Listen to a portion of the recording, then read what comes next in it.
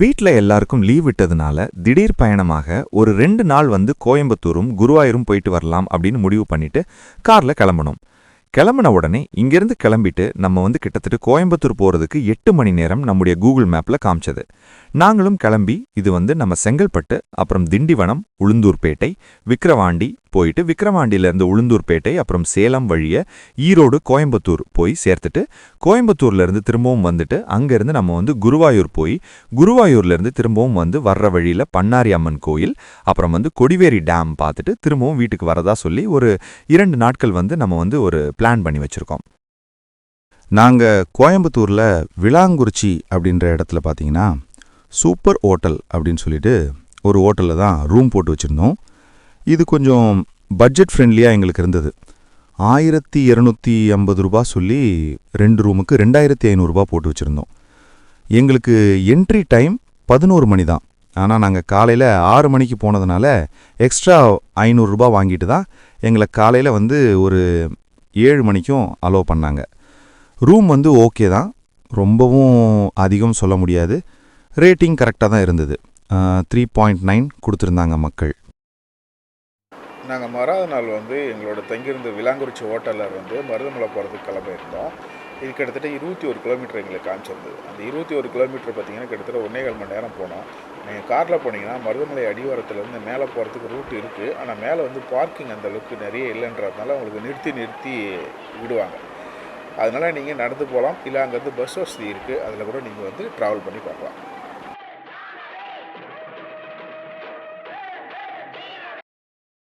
நீங்கள் மலை அடிவாரத்தில் போன உடனே ஃபஸ்ட்டு நீங்கள் பார்க்குறது பார்த்தீங்கன்னா இந்த என்ட்ரன்ஸ் தான் உங்களுக்கு இருக்கும். நீங்கள் ஸ்ட்ரெயிட்டாக உள்ளே போனீங்க அப்படின்னா காரும் அந்த சைடில் தான் உள்ள அந்த பக்கம் பாருங்கள் என்ட்ரி சைடு இருக்கும். அந்த என்ட்ரி சைடில் உள்ளே போகணும். நீங்கள் அப்படி போனீங்கன்னா அங்கேருந்து காரு போயிட்டு ஒரு கிலோமீட்டரில் மேலே போயிடலாம். அப்படி இல்லை அப்படின்னா சைடில் பஸ்ஸு போகிறதுக்கான வழி இருக்குது. 10 ரூபா கொடுத்தீங்கன்னா பஸ்ஸுலேயும் போகலாம். நாங்கள் பார்த்தீங்கன்னா பஸ்ஸுலேயும் போகல, கார் டிராஃபிக் இருந்ததுனால கீழே நிறுத்திட்டு நடந்து போகலாம் அப்படின்னு சொல்லிட்டு ஒரு போலீஸ்கார்ட்ட கேட்டாங்க. அவர் சொன்னார், வாங்கி சாப்பிட்டுட்டே போனீங்கன்னா ஒரு 20 நிமிஷத்தில் நடந்துடலாம் அப்படின்னு சொல்லியிருந்தார். அவர் பேச்சு கேட்டுக்கிட்டு நம்மளும் என்ன பண்ண 20 நிமிஷத்தில் நடந்துடலாம் அப்படின்னு சொல்லிட்டு ஒரு 600 படி தான் இருக்கும் அப்படின்னு நினச்சிக்கிட்டு இந்த வழியில் நடக்க ஆரம்பித்தா இது ஆக்சுவலி பழனி கோயில் மாதிரிலாம் இல்லை, கொஞ்சம் ரொம்ப செங்குத்தாக இருக்கக்கூடிய படிக்கட்டு.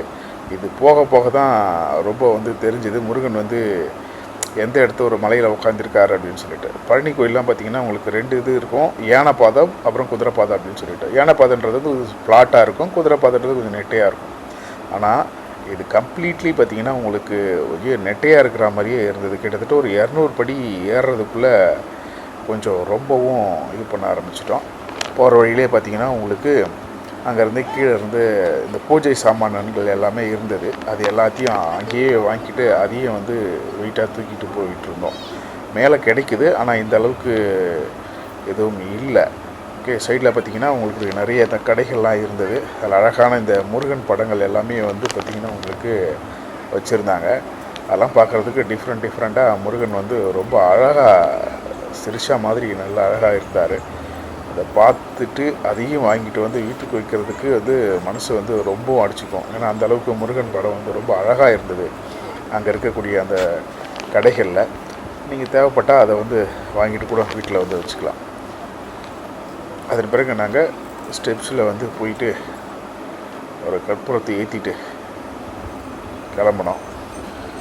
நாங்கள் படியேற ஆரம்பித்தோன்னு முதல்லே சொன்னால் ரொம்ப கஷ்டமாக இருக்கும் அப்படின்னு சொல்லிட்டு அதே மாதிரி தான் இருந்த படியே இருந்தது. நாங்கள் எங்கேயும் பார்க்காத ஒரே ஒரு நிகழ்வு என்னென்னா, இங்கே நிறைய மலைக்கோயில்கள் பார்த்திங்கன்னா இந்த குரங்குகள் தொல்லை அதிகமாக இருக்கும். இந்த கோயிலில் 2 பக்கமும் எந்த ஒரு குரங்குமே இல்லைங்க. எந்த இடத்துலையுமே குரங்கே பார்க்க முடியல. ஒருவேளை அதுக்கு ஆல்ரெடி பிடிச்சிட்டாங்களா இல்லையானே தெரியல. ஏன்னா கையில் போகிற வழி எல்லாமே மாங்காய், அந்த இது வெள்ளரிக்காய், இது மாதிரி ஐட்டம்லாம் விற்றுக்கிட்டு தான் இருந்தாங்க. அதெல்லாம் வாங்கி சாப்பிட்டுட்டு பொறுமையாக தான் ஸ்டெப்ஸ் ஏறணும். ஆனால் ஒரு இடத்துலையும் பார்த்திங்கன்னா இந்த குரங்கு தொல்லைகளே இல்லை. ஓகேவா, வாங்க இப்போ நம்ம என்ன பண்ணுறோம், இது போகிறப்ப முருகனோட இந்த கோயிலோட வரலாறு எப்படி இருக்குது அப்படின்றத நான் சொல்ல ஆரம்பிக்கிறேன். ஏஐ மூலமா இதை கேட்டுக்கிட்டே நம்ம இதை படியேறலாம். வாங்க. கோவை மாவட்டம், பேரூர் வட்டம், கோவை நகரிலிருந்து சுமார் 15 கிலோமீட்டர் தொலைவில் மேற்கு தொடர்ச்சி மலையின் ஒரு பகுதியாக உள்ள மருதமலையில் அருள்மிகு சுப்பிரமணிய சுவாமி திருக்கோயில் இயற்கை எழில் சூழ கடல் மட்டத்திலிருந்து சுமார் 741 மீட்டர் உயரத்தில் 7 நிலை ராஜகோபுரத்துடன் அழகுற அமையப்பெற்றுள்ளது. பழமையும் பெருமையும் வாய்ந்த கொங்கு வளநாட்டிலே மேற்கு மலைத்தொடரிலே மருதமலை எனும் திருத்தலம் அமைந்துள்ளது. மருதமலை திருத்தலம் கொங்கு சோழர்களால் முதன்முதலில் நிர்மாணிக்கப்பட்டது. மேலும் விஜயநகர பேரரசர்கள் மற்றும் கொங்கு சிற்றரசர்களால் திருப்பணிகள் செய்யப்பெற்று இத்திருத்தலம் உருவானது. இதற்கு சான்றாக மருதாசலம், மருதவரையான், மருதப்பன், மருதையன் என்ற பெயர்களெல்லாம் 9ஆம் நூற்றாண்டிலேயே மக்களிடம் பரவியிருந்தது.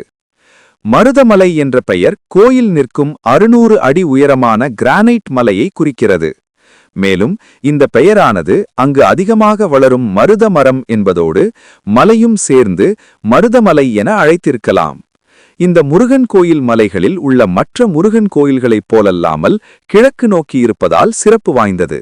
இறைவனிடம் 1008 அண்டங்களையும் 108 யுகங்கள் ஆளப்பெறு வரம் பெற்ற சூரபத்மன் தன் தம்பியர்களான சிங்கமுகன், தாரகன் என்பவர்களின் துணையோடு தேவர்களுக்கு சொல்லுணா கொடுமைகளைச் செய்தான்.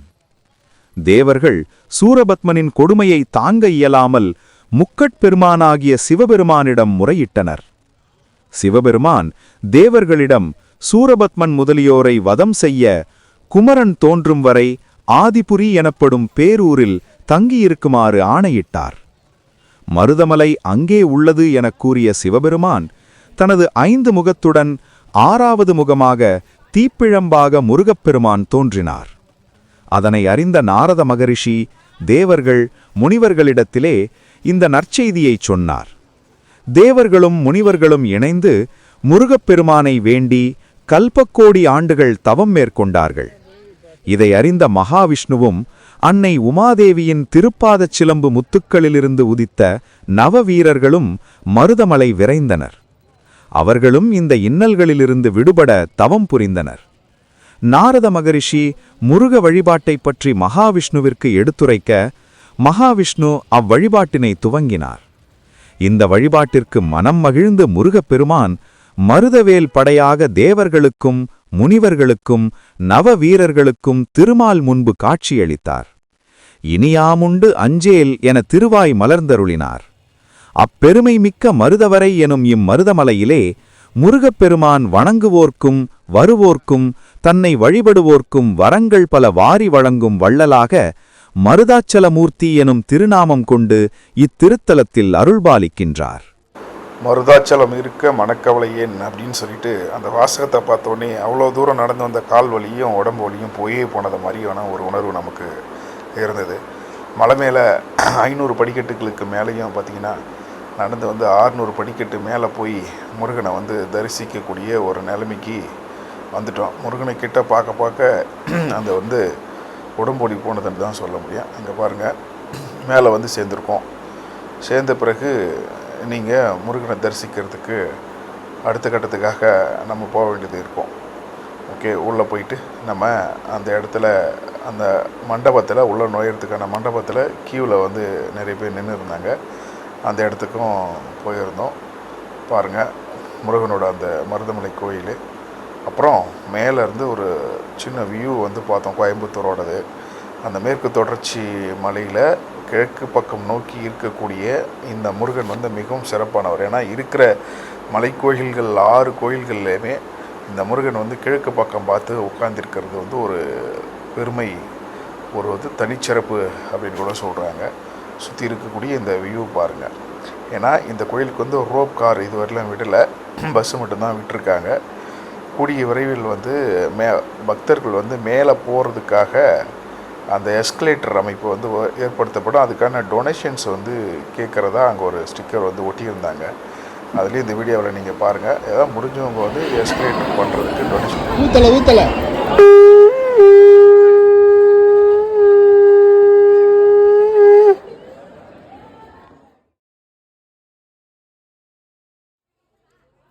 ஃபைனலாக சாமியெலாம் பார்த்துட்டு அப்புறம் கீழே இறங்கி வந்துட்டோம். அந்த மலையிலேருந்து ஒரு 100 ஸ்டெப்ஸ் கீழே இறங்கி வந்தோடனே அந்த பார்க்கிங் ஏரியாவில் நமக்கு வந்து கீழே போகிற பஸ் வெயிட் பண்ணிகிட்டு இருந்தாங்க. ஒரு ஆளுக்கு வந்து 10 ரூபா. உள்ளே வந்து ஒரு குடோன் மாதிரி வச்சுருப்பாங்க. அதுக்குள்ளே போய் பஸ் டிக்கெட் வாங்கிட்டு அப்புறமா வந்து க்யூவில் வந்து பஸ்ஸு ஏற அலோவ் பண்ணுறாங்க. பஸ்ஸில் பார்த்தீங்கன்னா உங்களுக்கு 40-45 சீட்டு அப்படின்னாலும் எக்ஸ்ட்ரா ஒரு 20-30 சீட்டு வந்துட்டு ஸ்டாண்டிங்லேயே போட்டு மக்களை வந்து அதிகப்படியான மக்களை ஏற்றிக்கிறாங்க. இப்போ பாருங்கள், கூட்டத்தை பாருங்கள். நம்ம இதில் இந்த டைமில் இந்த ஐயப்பன் கோயில், அப்புறம் இந்த மேல்மருவத்தூர் அம்மன் கோயில் சாமி எல்லாமே இருந்தது. மோஸ்ட்லி நீங்கள் சாமி கோயிலுக்கு போகணுன்னா இந்த டிசம்பர் ஜனவரியில் போகிறத வந்து அவாய்ட் பண்ணுறது நல்லது. ஏன்னா இந்த ஐயப்பன் கோயிலும் இந்த மேல்மருவத்தூர் இந்த கூட்டம் தான் நமக்கு அதிகமாக இருக்கும். கீழே வந்து இந்த இடத்துல பார்த்திங்கன்னா பஸ்ஸு வந்து எகைன் வந்து இந்த இடத்துல நமக்கு வந்து கீழே இறக்கி விட்ருவாங்க. இந்த இடத்துல இருந்து நமக்கு டவுன் பஸ்ஸு இருக்குது காந்திபுரம் போகிறதுக்கு. அப்படி இல்லைன்னா நம்ம கார் வச்சுருந்தோம்னா காரில் கூட கிளம்பி வந்துட்டு சிட்டிக்குள்ளே வந்து ரீச் ஆகலாம். இதை முடிச்சுட்டு எங்கள் ட்ரிப் வந்து அடுத்தது வந்து ஈவினிங் வந்து ஈஷா போகிறதா இருக்குது.